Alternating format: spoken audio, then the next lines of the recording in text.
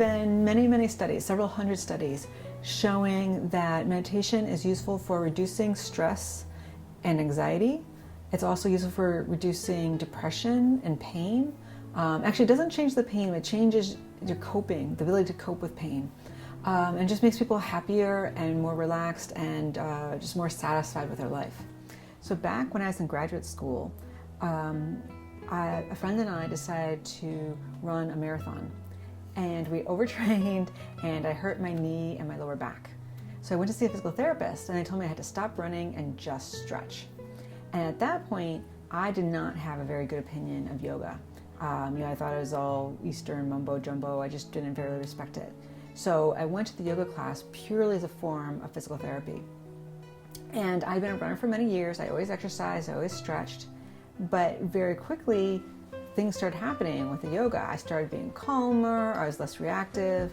There were certain people at work who used to piss me off and they just didn't bother me anymore. And just the emotional highs and lows just weren't so high and low that, something bad would happen and it would be okay. It was sort of it's just easier to deal with adversity. And so then when I finished my PhD, I decided to switch and start doing research on yoga and meditation. So we studied the brain, and what we did was, our first study was we took people who had been practicing meditation for many years, and we had them, we scanned their brains, and we compared that to people who had never meditated before. And what we found is that the people who meditate had more gray matter in some areas of the brain compared to the non-meditators, which suggests that meditation somehow activates these regions and makes those regions grow, because the brain is like a muscle, and if you use a part of the brain, it grows, and if you don't, it gets smaller. But that first study was with long-term practitioners. So people said, well, maybe it's different for other reasons. They're vegetarian or there's something different. So the second study, we took people who had never meditated before, and we scanned them before and after learning how to practice meditation for 8 weeks. And then we compared them to people who were just scanned 8 weeks apart and then went and learned how to meditate. And what we found is that there was a change in certain brain regions even after just 8 weeks. And the regions that changed were really important. One of the areas is an area involved in learning and memory, the hippocampus. One area is called the TPJ. It's important for empathy and compassion. And another region, the PCC, is involved in mind wandering. And so it's the area that gets destroyed in Alzheimer's disease, and it gets bigger with meditation. The other thing we found was the amygdala got smaller. The amygdala is the number one area associated with anxiety and fear. And what we found is that the change in the amygdala correlated with the change in stress. So the more stress reduction people reported, the smaller their amygdala became. So it suggests that people aren't just going through the program saying, I feel less stressed, that there's actually a biological reason why they're feeling less stressed. So a neuron looks a little bit like a tree with lots of branches and lots of roots. And the gray matter is where the branches of one tree interact with the roots of the next tree, versus the white matter is just the trunk of the tree.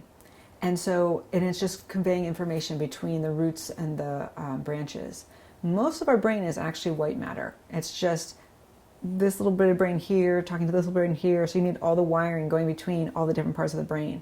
But the actual area where the branches and roots interact is actually pretty small. So that's your gray matter. And that's where they're interacting, and that's where the thinking actually happens. And then most of the brain is the white matter, which is just the connections, right? And so what's changing is in the gray matter that we're seeing that there's more of this gray matter. And so one possibility is that there's more branches and roots, and so there's just more happening. But in animals, you can actually go in and chop up brains, and there sometimes you see more branches and roots. But you can also see more helper cells, because in addition to the neurons, there's also something called glia, which help the neurons, and they feed the neurons.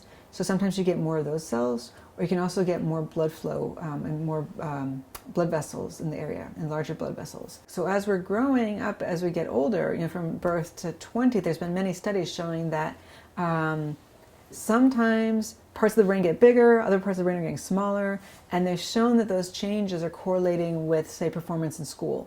So the best students are getting more gray matter here and less gray matter there, or whatnot, compared to the less good students. So it's really clear that the gray matter has significance. In the context of school, there's been several studies showing that it can actually help there as well, that kids are less active, especially after running around outside. They come in, and then just spending a few minutes meditating, just even 5 minutes, helps them get centered and focused, so then they can focus and really learn. It's also useful for the teachers because they're not so drained. They feel more refreshed when they interact with the kids after they've meditated. And in the context of business, there have been 1 or 2 studies, not as many as with the schools, showing that again that people are less reactive and they're more productive when they meditate. There's one study done with college students, and they gave them a test where they had them read really boring information, and every so often a little thing would pop up and say, "Were you paying attention, or was your mind wandering?" And what they found is that after an 8-week program, that their mind wandered less. They're able to stay focused on this really boring text much more easily.